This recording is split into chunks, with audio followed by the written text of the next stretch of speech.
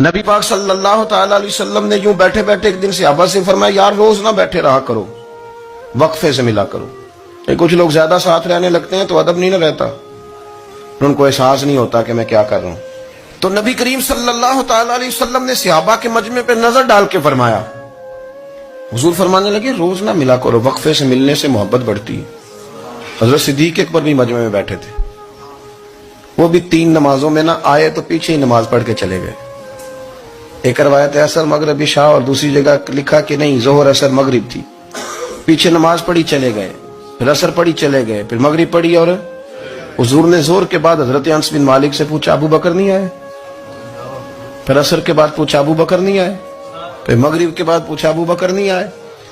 تو حضرت انس بن مالک کہتے میں بھی حیران تھا کہ وہ نماز تو پڑھ کے گئے ہیں، اور حضور کا طریقہ تھا کہ سلام پھیر کے پیچھے دیکھتے تھے، تو حضور نے دیکھ لیا، پھر بھی 3 دفعہ پوچھا کہ وہ آئے نہیں؟ سمجھے میری بات کو؟ حضور فرما رہے ہیں نماز پڑھنے تو ساری دنیا ہی آتی ہے، وہ تو اسپیشل آیا کرتا تھا، وہ آیا نہیں جناب صدیق اکبر۔ تو حضرت انس کہتے میں نے جا کے دروازے پہ دستک کی، حضرت انس قریب رہتے تھے نا حضور کے، تو نبی پاک کے لاڈلے تھے، تو پھر لوگ بھی ان کا لاڈ دیکھتے تھے کہ یہ حضور کا قریبی ہے۔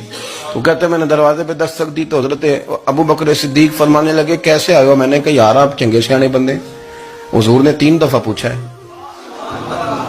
3 دفعہ پوچھا ہے۔ تو حضرت سیدنا ابو بکر صدیق دوڑے آئے، حضور حکم ہو؟